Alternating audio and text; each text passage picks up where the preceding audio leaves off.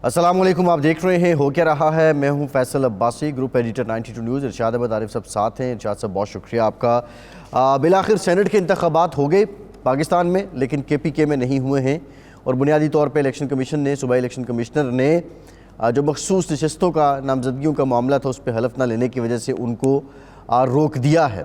अब Peshawar high court का भी हुक्म था, लेकिन इसके बावजूद ये हल्फ ना हुआ और अब इंतखाबात अल्तवा का शिकार हुए।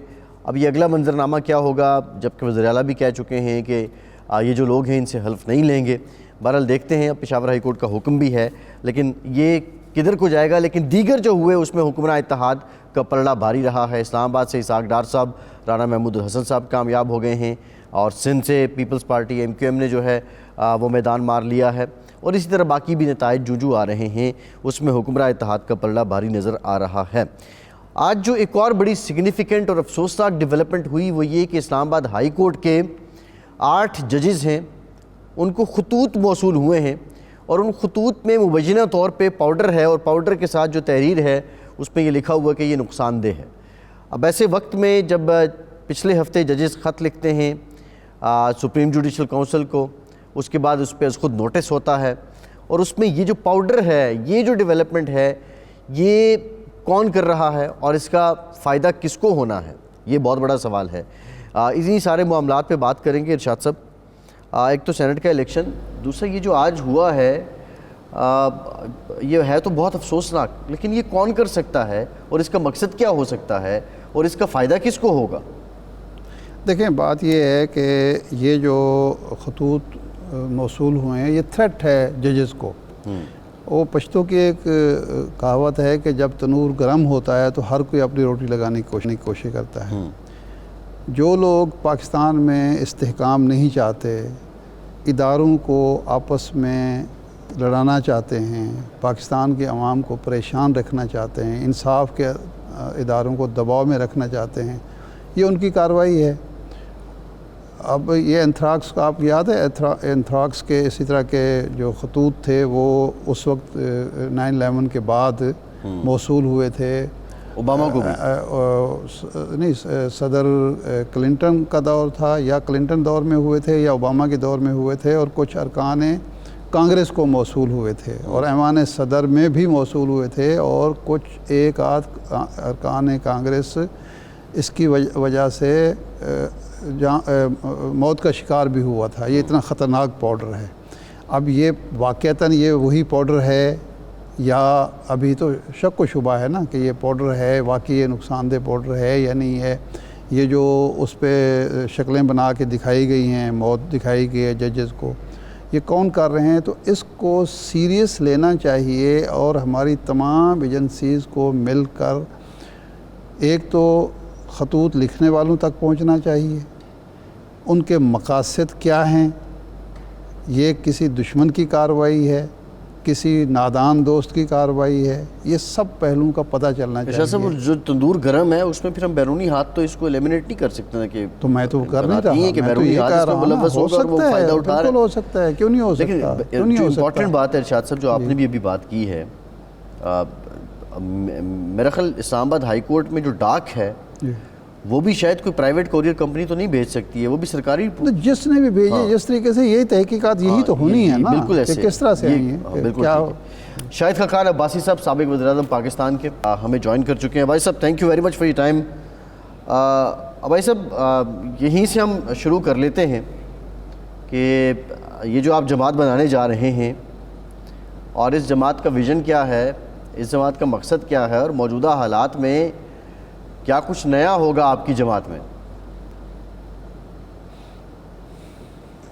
देखिए, जमात मैं बनाने नहीं जा रहा, ये एक सोच थी काफ़ी अरसे से कि एक नया पॉलिटिकल इनिशिएटिव होना चाहिए, उस पर हम सब काम कर रहे हैं और उम्मीद है कि अगले 1-1.5 माह में एक नई जमात वजूद में आएगी और उसका मकसद है मुल्क के मसाइल को हल करना, मुल्क के मसाइल की बात करना, उनके हल की बात करना, मुल्क के अंदर जो आज तफरीक है इसको ख़त्म करने की कोशिश करना और एक नई सोच देना, एक नई फ़िक्र देना। क्योंकि आज जो तीनों बड़ी जमातें हैं उनसे कम से कम वो सोच, वो फ़िक्र नज़र नहीं आती या वो सलाहियत भी नज़र नहीं आती जो मुल्क के मसाइल को हल कर सके। तो ये सारा मकसद है یہ صرف حصول اقتدار کی کوشش نہیں ہے، یہ کرسیوں کی بندر بانٹ نہیں ہے، یہ ملک کے مسائل اور عوام کی فلاح کی بات ہے۔ اچھا عواد صاحب، ایک سوچ یہاں پروان چڑھتی رہی پچھلے 3-4 سال کے عرصے میں کہ جی ساری جماعتوں میں، تمام سیاسی جماعتوں میں اچھے لوگ موجود ہیں لیکن ان کی آواز نہیں ہے، اور ان کی جو قیادت ہے وہ اپنی مرضی کرتی ہے۔ تو اب آپ کا تمام سیاسی جماعتوں سے انہی اچھے لوگوں کو اکٹھا کر کے نئی جماعت بنانے کا ارادہ ہے، یا ان جماعتوں سے جو ناکام ہو گئی آپ کے خیال میں ان میں سے کوئی بندہ بھی نہیں لیا جائے گا اور ہی لوگ ہوں گے جو نئی سوچ کے ساتھ سامنے آئیں گے؟ نہیں، دیکھیں، جو بھی اس سوچ سے متفق ہوگا کہ ہم نے ملک کے لیے کام کرنا ہے، ہم نے کرسیوں کے حصول کی کوشش میں صرف ہم نہیں ہیں، اس میں ایسے لوگ بھی ہیں جو سیاست میں آج نہیں ہیں، جو یہ ملک کا دکھ اور درد رکھتے ہیں، کچھ لوگ ایسے ہیں جو دوسری جماعتوں میں ہیں، وہ بھی شامل ہوں گے، لیکن ہماری یہ کوشش ہے کہ جو باصلاحیت لوگ اور انٹیگریٹی والے لوگ جنہوں نے ایک ان میں ایک صلاحیت ہو، ایک کوشش کر سکیں، ایک سوچ اور فکر سے اتفاق کر سکیں، تو وہی ہماری کوشش ہے۔ یہ صرف لوگوں کا اکٹھا کرنے کی بات نہیں ہے، کہ نمبرز والی گیم نہیں ہے کہ ہم ہمارے تو 50 لوگ آ گئے ہیں جو دوسری جماعتوں سے آ گئے ہیں، لوگ انشاءاللہ بہت سے لوگ ہیں جو رابطہ کر رہے ہیں، لیکن ہماری یہ کوشش ہے کہ باصلاحیت اور باکردار لوگ جماعت کے اندر ہوں۔ عباد صاحب، ہوتا یوں ہے کہ ہر نئی جماعت یہی نعرہ لگاتی ہے کہ ہم تبدیلی لے کر آئیں گے، لیکن جب آتے ہیں تو وہ انہی جماعتوں کے رنگ میں رنگی جاتی ہے جو پہلے سے موجود ہوتی ہیں، وہی لوگ اکٹھے ہو جاتے ہیں، اور پھر بسا اوقات تو جو لیڈر ہوتا ہے وہ کہتا ہے جی میں کیا کروں، اس ملک میں تو پھر یہی لوگ موجود ہیں۔ تو اب آپ اس بات کو یقینی بنائیں گے کہ ایسے لوگ جو دوسری جماعتوں میں ہیں اور جن پر داغ دھبے ہیں یا جو ناکامی کا سبب ہے، ان کو آپ جماعت میں شامل نہیں کریں گے؟ جی، یہی کوشش ہوگی کہ بہتر لوگ، اچھے لوگ، باصلاحیت لوگ آئیں۔ دیکھیں، ماضی میں جماعتیں بنی ہیں، سب آپ کے سامنے ہیں، میں پچھلے 20-25 سال کو اگر آپ دیکھ لیں، جو جماعت بنی وہ مخصوص مقصد کے لیے بنائی گئی، وہ کسی کی کوشش نہیں تھی، کوئی اس کے پیچھے سوچ فکر نہیں تھی، وہ ایک اس وقت کی ضرورت تھی اور وہ جماعت بنی، وہ جماعتیں بنی، بہت سی بنی ہیں، آپ ان کے نام گننا شروع کریں نام بھی ختم ہو جاتے ہیں۔ تو ہمارا ایسی جماعت بنانے کا مقصد نہیں ہے، ہماری ایک سوچ اور فکر کی بات ہے کہ آج جو ملک کے حالات ہیں ان کو یہ تینوں بڑی جماعتیں ان کا مقابلہ کرنے کی صلاحیت نہیں رکھتی، اور وقت نے ثابت کیا ہے کہ وہ پاکستان کو آگے لے جانے کے قابل نہیں ہے۔ تو یہ ہماری یہ کوشش ہوگی کہ ایسے لوگ ہوں، ایسی جماعت ہو، ایسی سوچ ہو جو آج کے مسائل کا مقابلہ کر سکیں۔ آپ ہم سے بہتر سمجھتے ہیں کہ جب آپ پی ٹی آئی سے بات کریں یا مسلم لیگ نون سے بات کریں، پیپلز پارٹی سے بات کریں، وہ کہتے ہیں جی ہمارا منشور بھی پرفیکٹ تھا، ہماری سوچ بھی بہتر تھی، لیکن ہمیں آگے چلنے نہیں دیا جاتا، ہمارے راستے میں رکاوٹیں کھڑی کر دی جاتی ہیں، اور سول بالادستی کا ایشو یہاں سب سے مقبول ایشو بھی ہے لیکن ابھی تک طے نہیں ہوا۔ تو آپ اس ایشو کو بھی ایڈریس کر رہے ہیں؟ دیکھیں، اگر نہیں چلنے دیا جاتا تو استعفیٰ دے دیا کریں، میری یہ گزارش ہے۔ یہ بعد میں رونے دھونے سے فائدہ نہیں ہے، جب آپ اقتدار میں ہیں اور آپ کو چلنے نہیں دیا جاتا، منشور پہ عمل نہیں کرنے دیا جاتا، پھر استعفیٰ دے دیں، یہ ہی راستہ ہے ملک کے مفاد کا۔ تو بعد میں یہ چیزیں ہمیں بعد میں یاد آتی ہیں، تو ہماری یہی کوشش ہے کہ جو آئین ہے اس کے مطابق ہی ملک چلے، جو اداروں کے اندر یہ آپس میں اختلاف ہے، یہ معاملات کنفرنٹیشن سے حل نہیں ہوتے، یہ آئین کو بالادست کرنے میں اور اپنی صلاحیت کو استعمال کر کے مسائل کو حل کرنے میں استعمال کریں گے آپ، تو پھر یہ مسائل حل ہوتے ہیں۔ بھائی صاحب، جماعت کا نام یہ جو پاور سٹرگل ہے یہ ہمیشہ رہے گی۔ جی، جماعت کا نام کیا ہوگا، ویژن کیا ہے، مشن کیا ہے؟ اپلائی کریں گے تو آپ کے سامنے آ جائے گا۔ اچھا، مشن آپ کے سامنے ہے کہ ملک کے مسائل، آج بے پناہ مسائل ہیں ملک کے اندر، اور کسی کی صلاحیت نظر نہیں آتی کہ ان کو حل کر سکے۔ تو ہماری یہ کوشش ہے کہ ایسے باصلاحیت لوگوں، ہمارے ایک ریفارم پلان بھی انشاءاللہ دیں گے۔ جی،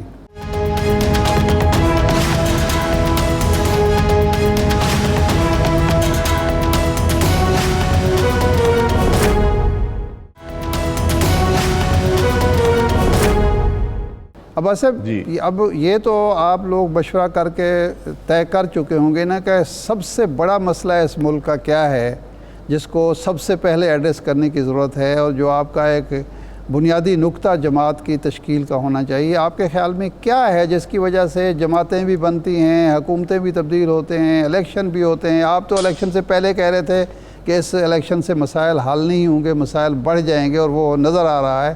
تو آپ اس نتیجے پر تو لازماً پہنچ چکے ہوں گے کہ بنیادی خرابی کہاں ہے؟ دیکھیں، بنیادی خرابی اگر آپ ڈھونڈنی شروع کریں تو ایک چیز نہیں، یہ سب چیزیں آپس میں جڑی ہوتی ہیں. ہمیں معاشی استحکام چاہیے، تو معاشی استحکام سیاسی استحکام کے بغیر ممکن نہیں ہے. سیاسی استحکام اس وقت تک نہیں آئے گا جب تک تفریق ختم نہیں ہوگی. تفریق کیسے ختم ہوگی؟ جب سب کو کرسیوں کا لالچ ہو. تو اس لیے ایک نئی سوچ آپ کو چاہیے. آج آپ کو وہ سوچ چاہیے جو آئین کی بات کر سکے، ملک کے مسائل کی بات کر سکے، ان مسائل کے حل کی بات کر سکے، ملک کو ترقی دینے کی بات کر سکے. آج آپ دیکھ لیں سیاست کیا ہے، ایک دوسرے پر الزامات، ایک دوسرے کو گالی گلوچ اور کرسیوں کی بندر بانٹ، یہ ہماری سیاست رہ گئی ہے. آج تینوں جماعتیں جو ہیں پچھلے آپ لمبا عرصہ نہ دیکھیں، 3 سال کا عرصہ دیکھ لیں، سب اقتدار میں رہ چکی ہیں. کیا مسائل کو حل کر سکی ہیں؟ تو وہ صلاحیت ہی نہیں ہے. تو آج بعد میں رونے دھونے سے بات حل نہیں ہوتی. آج آپ کو ڈیلیور کرنا پڑے گا. اس کے لیے آپ کو مکمل طور پہ ملک کو ایک ریفارم کرنا پڑے گا. اچھا بھائی صاحب یہ بتائیے، ریفارم پلان دیں گے بھائی صاحب آخری انٹرویو تک جو مسائل کے حل کی بات کرے. آپ میاں صاحب کو اپنا لیڈر مانتے تھے، کیا اب بھی ان سے رابطہ ہے؟ اور یہ جو جماعت آ رہی ہے، کیا ان کے آشرواد سے آ رہی ہے؟ ان کو آپ کے اس فیصلے کا علم ہے یا میڈیا سے ہی ان کو بھی پتہ چل رہا ہے؟ دیکھیں، جب آپ بات کرتے ہیں سیاسی لیڈرشپ کی، تو میں نے پوری سیاسی زندگی میاں صاحب کے ساتھ گزاری ہے. اب جو کچھ انہوں نے کیا یا نہیں کیا اس میں ہم شامل تھے، لیکن جب انہوں نے اپنی سیاست کا رخ تبدیل کیا تو مجھے اس بات سے اتفاق نہیں تھا. تو میں نے ان کو اس وقت بتا دیا کہ میں الیکشن نہیں لڑوں گا. وہ بات ختم ہو گئی. اب میں یہ کہوں جی کہ میاں صاحب نے یہ کام غلط کیا تھا اور میں نے یہ کہا تھا اور انہوں نے یہ کہا تھا، تو یہ بات درست نہیں ہے. جو کچھ انہوں نے صحیح کیا، غلط کیا، اس میں ہم سب شامل تھے. اچھائی میں بھی، برے میں بھی، مشکل وقت میں بھی ان کے ساتھ رہے، اچھے اقتدار میں بھی رہے، اختلاف میں بھی، اپوزیشن میں بھی رہے. لیکن اب میں یہ سمجھتا ہوں کہ مسلم لیگ کے اندر وہ صلاحیت نہیں ہے، وہ سوچ نہیں ہے جو ملک کے مسائل حل کر سکے.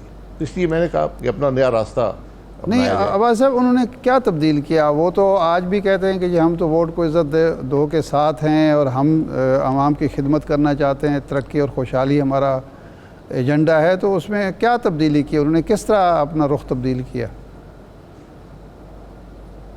یہ آپ خود ہی فیصلہ کر لیں کہ مسلم لیگ کی سیاست 2021 میں کیا تھی اور آج کیا ہے. نہیں، آپ ہمیں بتائیں نا، ہمارے ناظرین کو آپ تو ریاست بچائی ہے اپنی بات ہے. سیاست قربان کر کے. عباس صاحب نہیں، میں اس کھیل میں نہیں پڑھنا چاہتا. میرا کوئی کسی سے گلا شکوہ نہیں ہے، لیکن مجھے اس سیاست سے اتفاق نہیں تھا جو مسلم لیگ نون نے اپنائی. یہ جب عدم اعتماد ہو گیا، اس کے بعد جو اقتدار آیا، جس طرح وہ اقتدار کیا گیا، اس کے بعد جو سوچ پیدا ہوئی کہ ہر قیمت پر اقتدار حاصل کیا جائے، مجھے اس بات سے اتفاق نہیں ہے. بس میں اتنی بات پہ اتفاق کرتا ہوں. نہیں عباس صاحب، جب وہ یہ کہتے ہیں کہ اگر سابقہ حکومت رہتی تو ملک ڈیفالٹ کر جاتا، ڈیفالٹ کے دہانے پر پہنچ چکا تھا، ہم نے ملک کو ڈیفالٹ سے بچایا. اگر سابقہ حکومت رہتی تو پاکستان دنیا میں تنہا ہو جاتا، ہم نے پاکستان کو پھر ہم مین سٹریم میں لائے ہیں، تعلقات بہتر کیے ہیں. تو یہ دو کارنامے وہ انجام دیتے ہیں. آپ کہتے ہیں کہ جی انہوں نے پاور پالیٹکس شروع کر دی اور اپنا مقصد جو تھا وہ چھوڑ دیا. کیا پاکستان کے عوام نے اس بیانیے کو قبول کیا؟ اچھا، بات بڑی سیدھی سی ہے نا جی. کہ 16 مہینے کی جو حکومت تھی اس نے مسلم لیگ کی سیاست کے ساتھ کیا کیا.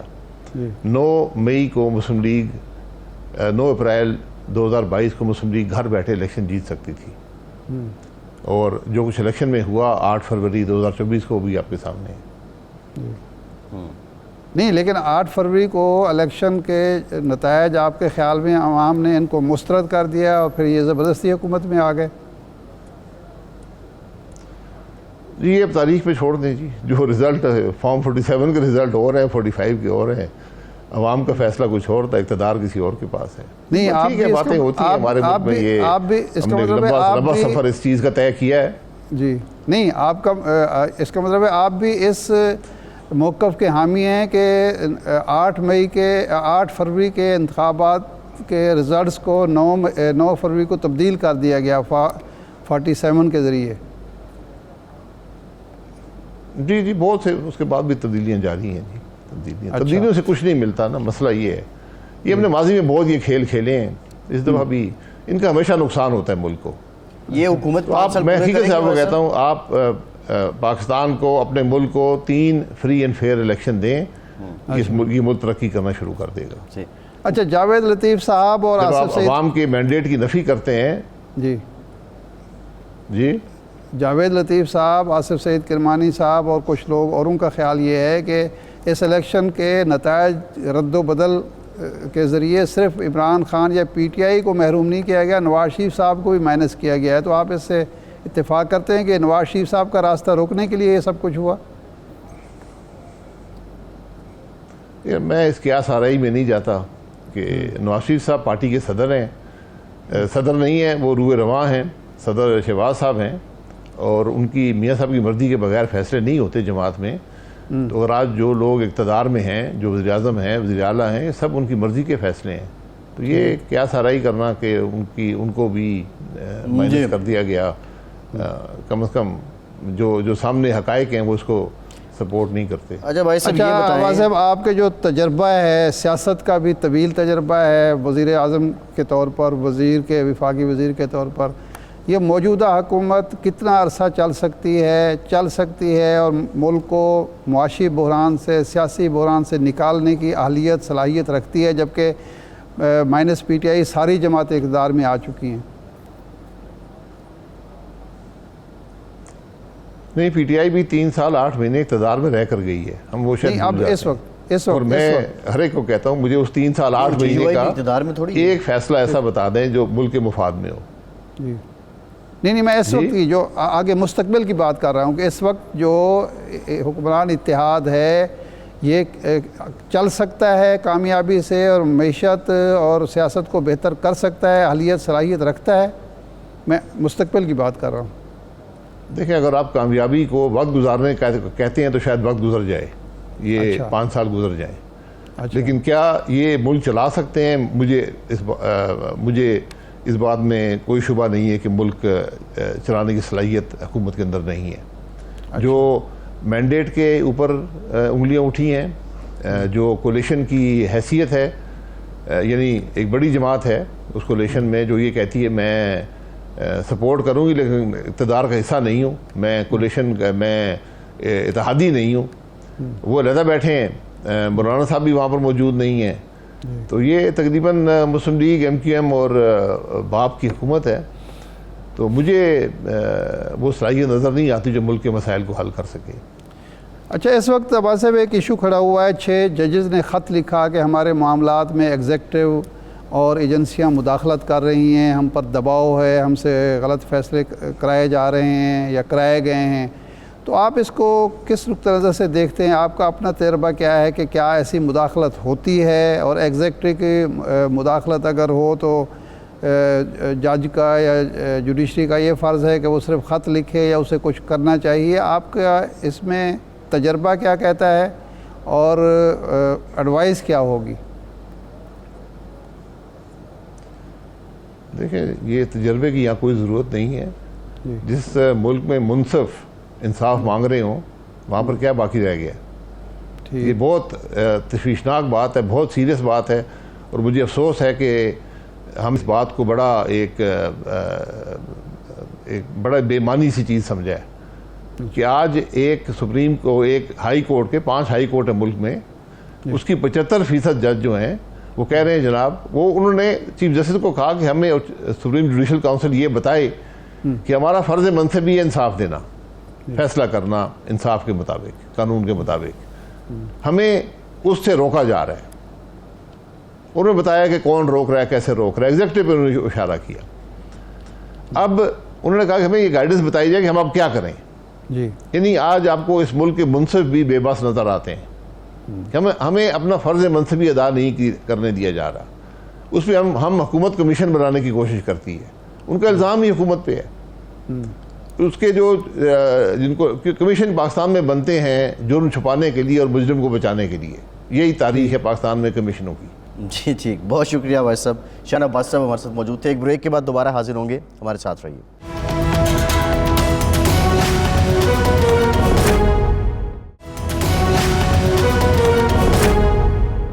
بریک کے بعد ایک بار پھر سے آپ کو خوش آمدید کہیں گے۔ ہمیں جوائن کیا ہے پاکستان پیپلز پارٹی کے سینئر رہنما سینیٹر پلوشہ خان صاحبہ نے۔ بہت شکریہ پلوشہ صاحبہ آپ کے وقت کا۔ پلوشہ صاحبہ، اسلام آباد ہائی کورٹ کا جو معاملہ ہے، 6 ججز کا خط ہے، اس خط کے بعد اب سو موٹو لیا ہے، اس کو نوٹس لیا ہے چیف جسٹس نے، معاملہ اب سب جوڈس ہے، سماعت ہوں گی۔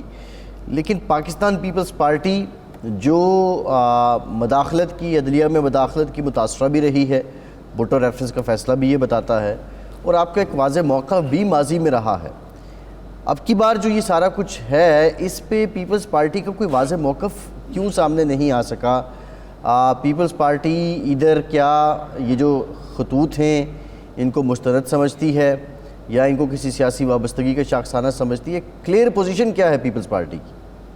دیکھیے، بات یہ ہے کہ اب ہمارے پاس کوئی ایسے شواہد ہے نہیں کہ ہم اس کی بنا پر کہہ سکیں، یا کسی کے پاس بھی نہیں، کہ ان الزامات میں کوئی حقائق ہیں، یا ہم یہ بھی نہیں کہہ سکتے کہ کسی کے ساتھ جو ہے وہ کوئی جو شکایت کر رہے ہیں معزز جج صاحبان، اس میں کوئی حقیقت نہیں۔ اب چونکہ معاملہ اس نوعیت کا تھا، جو انیشیلی پاکستان پیپلز پارٹی کا خیال یہی تھا کہ یہ معاملہ جو ہے اس کو عدلیہ خود دیکھ لے، اور ان کے اندر ہی یہ معاملہ جو ہے اس پہ تحقیق ہو کر اس کو سمجھ جانا چاہیے۔ لیکن بہرحال ایگزیکٹو پھر وزیر اعظم صاحب اس میں انہوں نے مناسب سمجھا کہ وہ چلے گئے، ملاقات کی۔ اس کے بعد آپ نے دیکھا ایک ماحول تیزی سے بدلا، اور ملک میں ماحول جو ہے وہ کسی وقت بھی جو ہے کسی صورت بھی جا سکتا ہے، سیاسی ماحول۔ تو لہٰذا اس کے نتیجے میں بات وہی ہوئی کہ عدلیہ نے ہی اس کو پر سو موٹو لیا، اور اب آپ دیکھ رہے ہیں ایک لارجر بینچ بن چکا ہے۔ تو اب لہٰذا کل سے ایک بڑی تاریخی ٹائپ کی یہ ہیئرنگ شروع ہو جائے گی۔ اب مجھے علم نہیں کہ اس کو چیف جسٹس صاحب آیا کہ لائیو ٹیلی کاسٹ کرتے ہیں یا نہیں، وہ کہ میرا تو یہ اپنا ذاتی خیال ہے، کیونکہ حساس نوعیت کا معاملہ ہے اور ابھی اس میں کچھ جو ہے ثابت بھی نہیں ہوا، لہٰذا نہ اس کو پولیٹیسائز ہونا چاہیے اور نہ اس کو ٹیلی وائز ہونا چاہیے، کیونکہ ظاہر ہے میں نے اور آپ نے یا پاکستان میں لوگوں نے تو صرف اس کو نہیں دیکھنا، یہ پھر ان لوگوں کے لیے بڑا مواد مل جاتا ہے جو ہمیشہ جن کی زد پہ پاکستان، اس کے ادارے، افواج پاکستان اور ایجنسیز رہتی۔ لہٰذا کل سے میں سمجھتی ہوں یہ اب کہاں تک معاملہ جائے گا، یہ 2011 تک جائے گا، یہ 2014 تک رہے گا، یہ وہاں سے یا پھر صرف انہی شکایات پر رہے گا، یہ کل کی آپ دیکھیے اس کی جب شروع ہوگی سماعت تو ہمیں سمجھ آئے گا۔ بہرحال میں سمجھتی ہوں یہ بڑا ایک افسوسناک اور ایک تشویشناک موڑ ہے کہ ادارے جو ہیں ان کو اس طریقے سے ایک دوسرے کے آمنے سامنے یا لا کر کھڑا کر دیا گیا ہے یا وہ آ گئے۔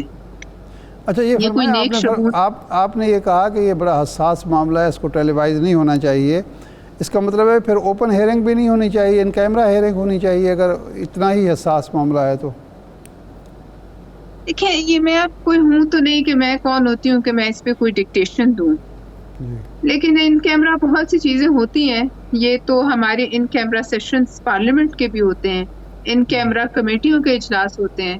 اب یہ تو دیکھیے چیف جسٹس صاحب اور ان کے ساتھ جو دیگر جج صاحبان ہیں وہ اس کا فیصلہ کر سکتے ہیں کہ وہ اس کو جو ہے اوپن ہیئرنگ کریں یا نہ کریں، لیکن کل میرے خیال میں شاید اوپن ہیئرنگ ہی ہے، اور اس کے بعد پھر شاید یہ فیصلہ ہو جائے کہ اس کی معاملے کی نوعیت کیا ہے۔ بہرحال میں سمجھتی ہوں کہ یہ اس ماحول میں جب آ گئی، اتنا پاکستان میں ایک دوسرے کے خلاف نفرت بھری ہوئی ہے، پولیٹیکلی ہم کہیں کھڑے ہو نہیں پا رہے، سیاسی طور پر اتنا ارتعاش ہے، ایک دوسرے کے ساتھ کوئی بات کرنے کو تیار نہیں، اوپر سے ہم پر جو ہے ایک یلغار ہے اس کی یہ دہشت گردی کی، سی پیک آپ کا نشانے پہ، گوادر آپ کا نشانے پہ، روزانہ کے حساب سے افواج کے لوگ شہید ہوتے ہیں۔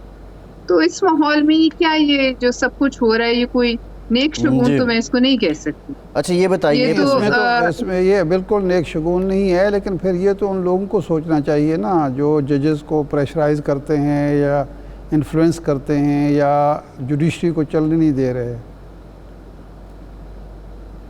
دیکھیے آپ صحیح کہہ رہے ہیں، لیکن ابھی اس بات کا کوئی تعین ہو جائے، کوئی بارے ثبوت جو ہے کسی پر جو ہے وہ آ جائے تو پھر ہم یہ کہہ سکتے ہیں. بہرحال میں جو بھی الزام لگاتا ہے اس کے پاس تو ثبوت ظاہر ہے کچھ نہ کچھ تو ہوں گے، لیکن میں جو اگر نہیں بھی کوئی سوچتا تو ہمیں تو سوچنا چاہیے، انہیں بھی سوچنا چاہیے جو اس وقت طاقت کے مراکز ہیں پاکستان میں جتنے بھی، اور ہم جی سب کو بھی سوچنا چاہیے مجھے اور آپ کو. ہم تو یہی کر سکتے ہیں اپنے طور سے، ہمارا یہی حصہ ہے کہ ہم اور آپ اس پہ بات کر رہے ہیں کہ ہمیں یہاں سے 2 اسٹیپ پیچھے لینے چاہیے، کچھ قدم پیچھے ہٹنا چاہیے سب لوگوں کو، اور سوچنا چاہیے کہ اگر یہ کھلا اور مزید اس میں گند پھیلا تو کل کیا بھارت میں تبصرے ہوں گے، کیا امریکہ میں تبصرے ہوں گے، کیا جی ویسٹ میں تبصرے ہوں گے، کیا ہم بہت سے ایسا مواد ان کے حوالے نہیں کر دیں گے جس کو حاصل خود ہی اچھا جس کو آج وہ کی حاصل جو کرنے الوشہ صاحبہ آپ نے بڑی اچھی بات کی ہے، جو آج کی ڈیولپمنٹ ہے، یہ جو اسلام آباد ہائی کورٹ میں 8 ججز ہیں ان کو خطوط بھیجے گئے اور ان میں یہ بتایا جا رہا ہے کہ کوئی پاؤڈر نما مواد بھی تھا اور کچھ ان کو تھریٹ کرنے والے نشانات بھی موجود تھے. یہ کیا ہے؟ یہ کون کر سکتا ہے؟ یہ اس موقع کا فائدہ کون اٹھا رہا ہے؟ اور یہ ساری ایکٹیویٹی کا مقصد کیا ہے؟ دیکھیے یہ خبر میرے سے میں مانتی ہوں شاید میں نے نہیں دیکھی کیونکہ رمضان ہے تو ذرا سا میں اوائڈ کر رہی تھی خبروں کو بہت زیادہ وہ کرنا، لیکن یہ میں نے نہیں سنا جو آپ نے بتایا ہے. لیکن یہ سب تو دیکھیے اس میں کوئی بھی شامل ہو، اگر اس قسم کا معاملہ ہے تو اس میں تو آپ کی دشمن انٹیلیجنس ایجنسیز کیوں شامل نہیں ہو سکتی، جو آ کر آپ کے بلوچستان میں کئی گھنٹوں کے محاصرے 48 گھنٹوں کے محاصرے کر سکتی ہیں، جو گوادر میں اٹیکس کر سکتے ہیں، جو ہر جگہ جن کی پہنچ ہے. انارکلی لاہور تک میں انہوں نے اٹیک کر کے اس کا جو ہے وہ BLA نے اس کی ذمہ داری قبول کی. تو کیا یہ کام ان کے لیے مشکل ہے؟ مگر پھر بھی ہمارے لیے سوچنے کی ایک مقام یہ ہے کہ ہم کہاں جا رہے ہیں، کیا ہم ان کے ہاتھوں میں تو نہیں کھیل رہے؟ مطلب عدلیہ اور یہ ہمارے ادارے ایک دوسرے کے سامنے کھڑے ہو جائیں تو اس میں کس کا فائدہ ہے؟ نقصان تو پورے پاکستان. جی لہٰذا میں ٹھیک ہے تو جی جی درست تشویشناک بالکل. یہ کوئی تیسرا فریق بھی ہو سکتا ہے جو ہمارا مشترکہ دشمن ہے سب کا. یہ سب کو سوچنا چاہیے اور اپنی اپنی حدود میں رہ کر اپنی ذمہ داریاں اپنے فرائض انجام دینے چاہیے. یہ فرمائیں کہ اس وقت گورنر پنجاب کا آپ کی طے ہو گیا کہ پیپلز پارٹی کو گورنر پنجاب کا عہدہ ملے گا اور ابھی تک آپ لوگ فیصلہ نہیں کر پائے. آج یہ خبر آ رہی ہے کہ ہینا ربانی کھر پر اتفاق ہوا ہے، تو کیا واقعی یہ اتفاق رائے ہو گیا ہے اور اب وہی آپ کی طرف سے نامزد گورنر ہوں گی پنجاب کی؟ دیکھیے جی اس بارے میں مجھے علم نہیں ہے. فیصلہ یہ ہوا تھا کہ جو زرداری صاحب جب ایوان صدر میں تشریف لے جائیں گے تو اس کے بعد وہ اس پر غور و خوض کریں گے اور جو ہے وہ نامینیٹ کریں گے کسی کو. ابھی تک کوئی نام میرے سامنے نہیں آیا، کیونکہ مختلف نام وقتاً فوقتاً آتے رہتے ہیں، لیکن میں سمجھتی ہوں آج کے بعد چند دنوں میں گورنر پنجاب آ جائے گا. اس سے کوئی ایسا خاص فرق نہیں پڑتا کہ کون ہو. گورنر کی ایک اپنی حیثیت ہے، ویسے کہ ایک جو ماحول چارجڈ ہے اس میں کوئی بھی گورنر آ جائے اس سے جنرلی جو سیاسی ماحول ہے اس کو ٹھنڈا کرنے کی ضرورت ہے. اور وہ ٹھنڈا اس طرح نہیں ہوگا، وہ ٹھنڈا اسی وقت ہوگا جب کوئی ان سب لوگوں کو بتائے کہ آپ کو ساتھ بیٹھنا ہے اور اس جگہ جہاں ہم کھڑے ہیں اس سے 2 قدم پیچھے ہٹنا ہے سب کو. اور ظاہر ہے یہ تو پھر وہی کر سکتا ہے کوئی جو اس کے ہاتھ میں اتنی طاقت ہو کہ سب ان کی بات سنیں. اب وہ کون ہے، ایسا کون شخص ہو سکتا ہے جو سب کو ساتھ بٹھا سکے، یہ اس وقت میرے ذہن میں تو نہیں ہے. لیکن مجھے یہ سچویشن صورتحال انتہائی خوفناک لگتی ہے، اور ایسی لگتی ہے کہ جو اگر اس سے زیادہ جو ہے گمبھیر ہوئی تو پتہ نہیں پھر وہ اپنے ساتھ کیا کیا کچھ لے کر بیٹھ رہے.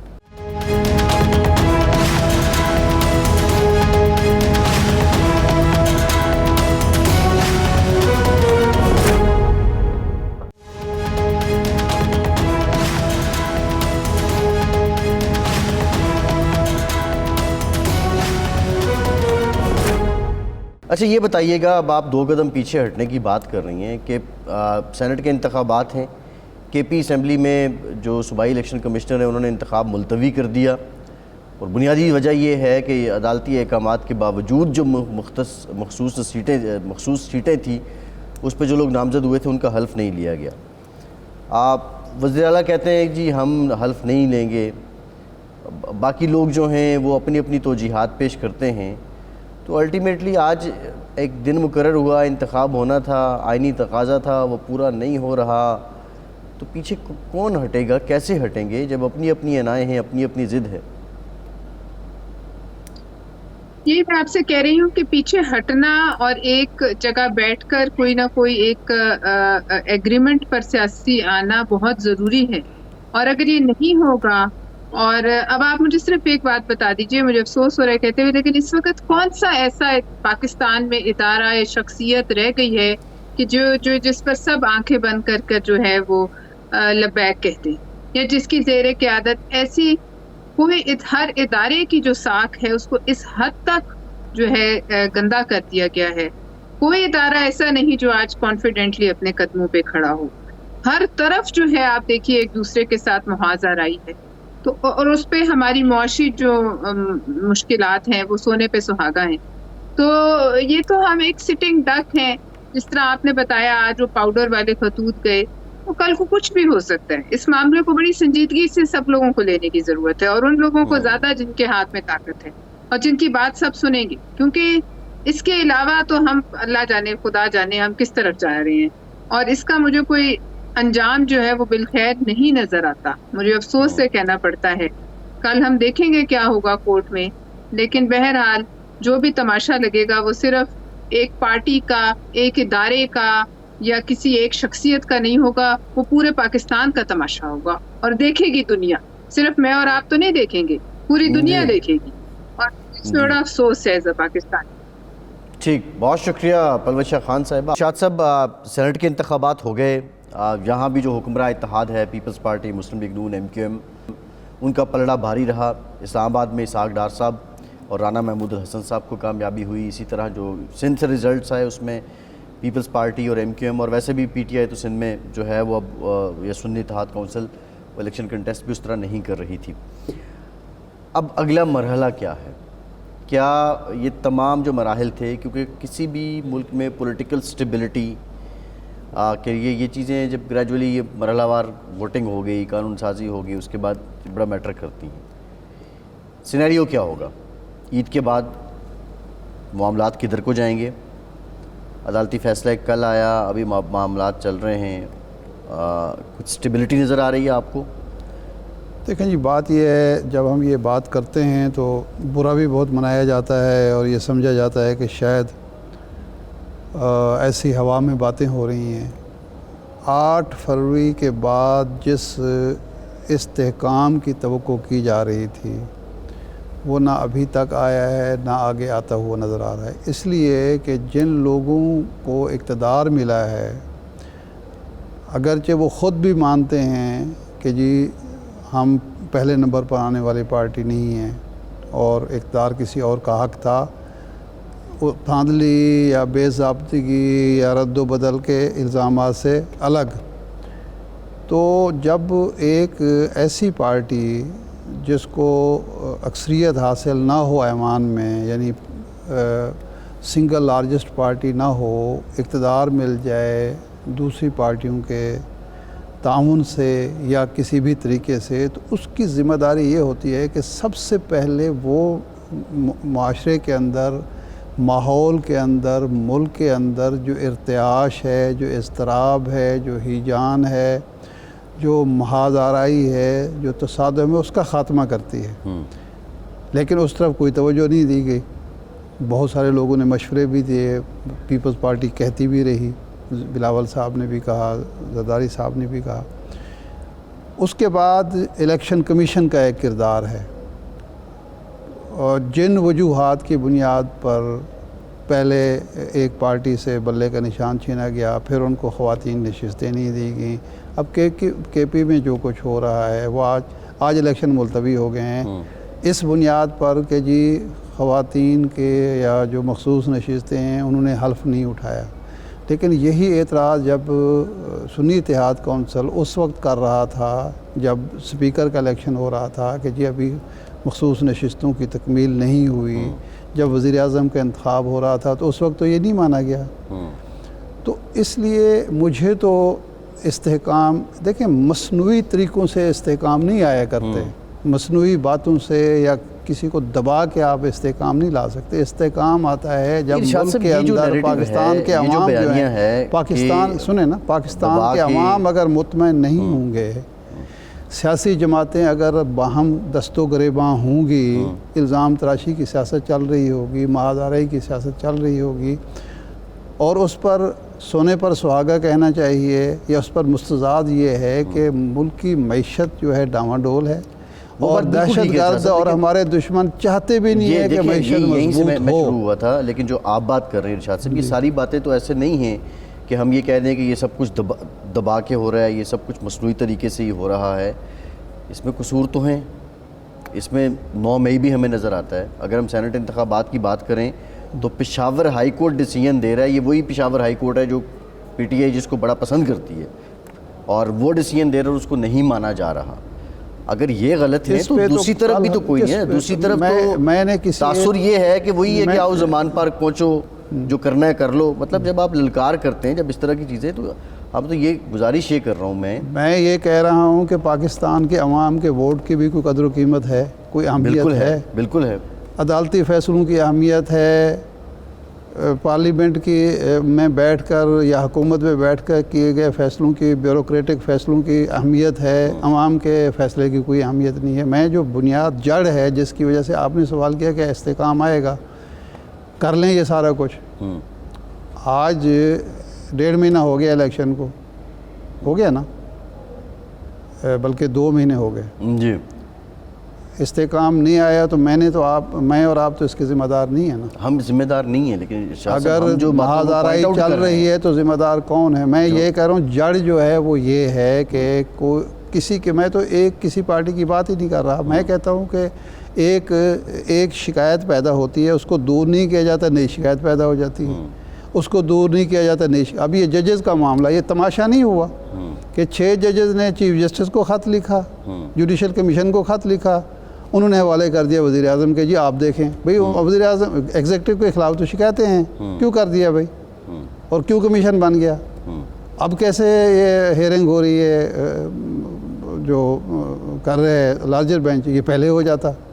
मैं जो बुनियादी बात कर रहा हूँ कि ये मामलात को टालने की कोशिश है, मामलात को अपने गंद को कालीन के पीछे, जो कालीन के नीचे दबाने की कोशिश है, इससे मामला नहीं सुधरेगा। जो फेयर एंड फ्री तरीके से मामलात जब होंगे, अवाम की ख्वाहिशात के मुताबिक, मुल्क के मफाद में होंगे, तो इस्तेकाम आ जाएगा। दुनिया भर में इलेक्शन इस्तेकाम लाते हैं, हम यहाँ बैठ के इलेक्शन के बाद कह रहे हैं कि इस्तेकाम क्यों नहीं आ रहा। ये सवाल ही बजा तो ख़ुद बताता है कि हम शकूक व शुबहात का शिकार हैं, और वो जो नतीजा निकलना चाहिए था वो नहीं निकल रहा। जब हम उनकी वजूहात बयान करते हैं तो वो बुरा मनाया जाता है कि जी वजूहात बयान ना करें, बस ठीक है, इस्तेकाम लेके आएँ, ले आएँ, ठीक। प्रोग्राम का टाइम खत्म हो गया। इरशाद साहब, बहुत शुक्रिया आपका, आज के प्रोग्राम से इतनी इजाज़त दीजिए।